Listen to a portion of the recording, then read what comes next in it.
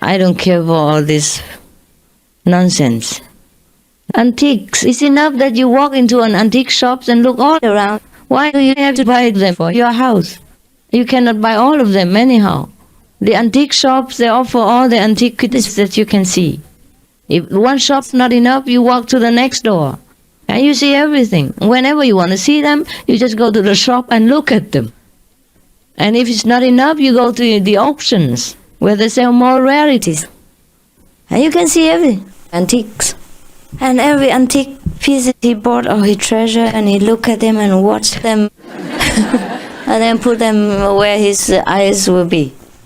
Yes, it's all right to have some pieces of them, right, for decoration.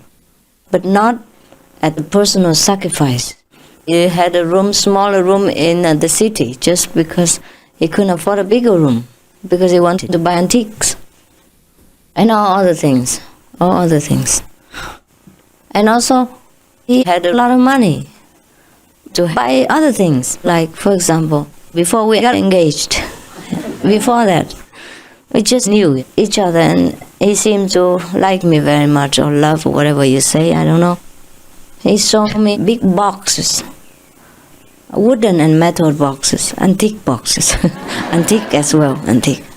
And inside, when he opened them, all the jewelry were antique jewelry. Beautiful, finely carved, belonged to his mother before. And he say, this is all yours. Oh, it costs a lot of money, but it's not all that beautiful. My taste is different. Some of them are black because of the time, and some of them are beautifully carved, but it's too complicated. It looks too antique for me, and I don't like it that somebody already wore it thousands of times over. I don't know how many people wore them already because it's antique. I don't know who's the person who wore them. Yeah. What kind of person she was, and what did she do to earn all this? You know, I don't want to hang them on my body. I wasn't tempted at all. I was never tempted by jewelry, even when I was a child. I feel burdened wearing them. That's why I don't even have a watch, you see that? And I have ear holes, but I never wear anything. I do sometimes, only for half an hour or 2 hours. Then I come home and immediately tear them off, throw them out. These ear holes, because when I was young, everybody pierced their ears, you know. So they gave me an instrument to pierce them, and I was too stupid to do the same. And I didn't know that I have a mark for all my life. But never mind, it shows that I'm feminine, at least. So just to remind you that I have not changed my sex after enlightenment, okay? Don't have illusions again, huh? Now, what else do we want to say? What else about the antique things? Yeah, so I was never for jewelry and things like that. You know, I love beautiful things, clean and nice, just enough. You know, no need for all these things. When I was young, we were at war. You know that. The war, and the Americans worked there, and everything was at war. So my mother used to worry, my parents used to worry that in case we got lost, separated from the parents, and I'd always have something to live on for a while. So she furnished me with earrings and some finger rings and neck rings, everything.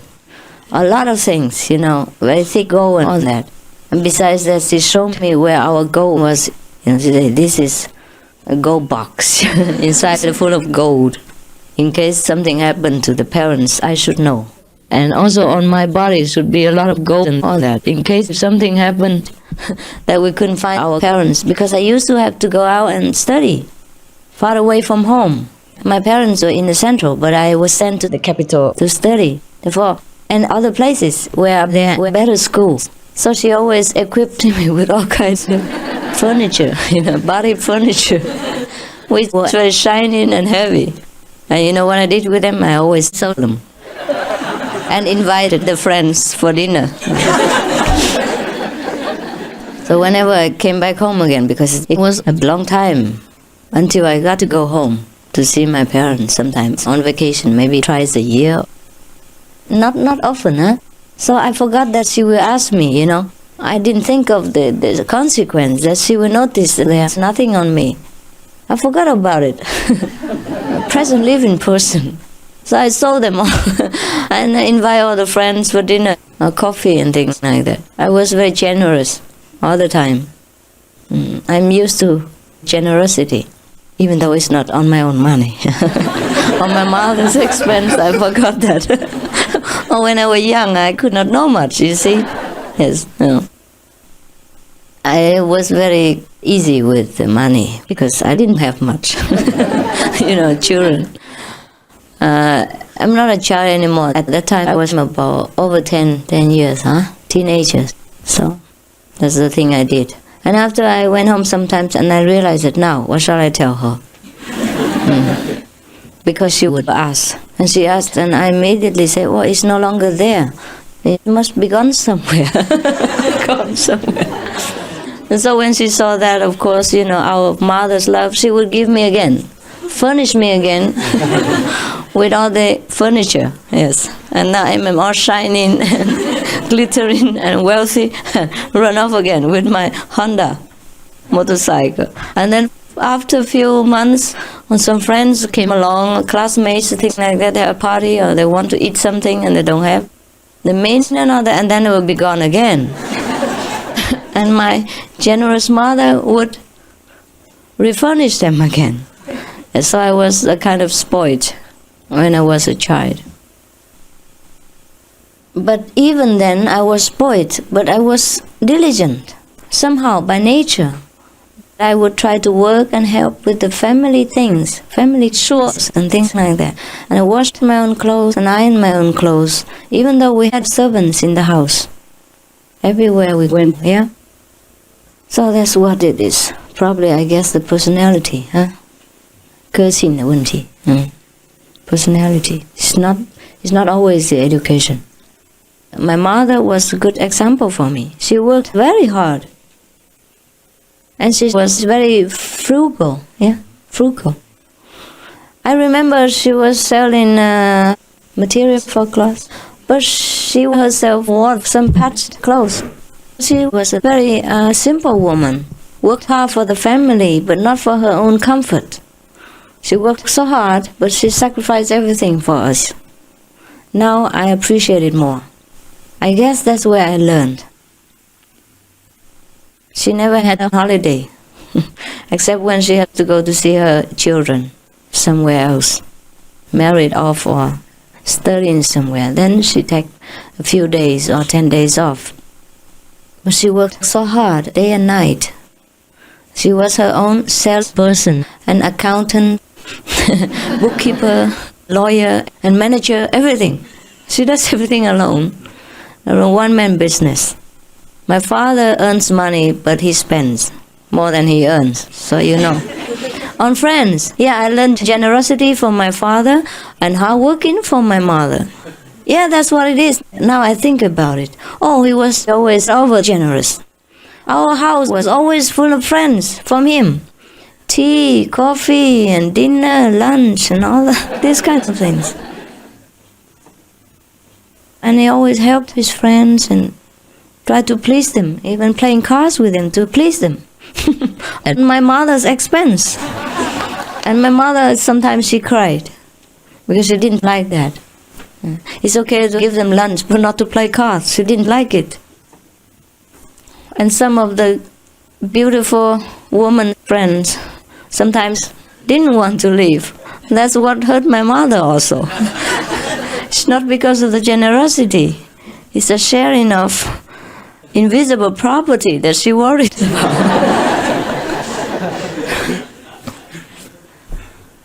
So I think she's a beautiful woman. Fantastic. No wonder she has such good experiences. Before she even knew that I am a so-called living Buddha, she already had inner experiences just by thinking of me. She saw one time I came home at night in her dream, and the house was full of light. My body was full of light too. So in the morning she woke up, she called the whole house and said, oh, she must have become Buddha. because I saw her last night, full of light, coming home here and blessed me and all this, and I feel so wonderful this morning and blah, blah, blah. So everybody bowed to the chair that I used to sit in. That was before she even knew where I am, you understand? I hardly communicated. I didn't know how to write this kind of family letter. What can you write? How are you? I cannot say I miss you because it's gone now. I mean, I got over the missing period. I used to miss them when I was first separated from them, but after some time you get used to it. And I couldn't say I miss you anymore. It's a lie. And what shall I say? I love you? Well, that we know. Why do we have to talk about the things that we know? Huh? They both knew. But what else could I say? I study here, I work here, I earn money. And that you can only say in one letter. We cannot always say it in many letters. So I didn't know how to write letters. So I hardly communicated. You know, they do write sometimes now and again, but not that often. So in the late period when I was in the Himalayas, that they didn't know where I was. And that I became famous as a meditation teacher, they did not know. No one of my relatives knew. And how she saw me coming home, that's from her own virtues, not from me. That's why only recently, last year, that my relatives here in America got to know about me. And not from me, it's from their friends. And then they telephoned me and said, "Oh, sister, you have become Buddha, really? Why didn't you tell us?" Yes, things like that, yeah. Our cousins, and they only knew last year. And my niece and nephew just saw me yesterday, after 25 years. And all of them hadn't seen me for 25 years.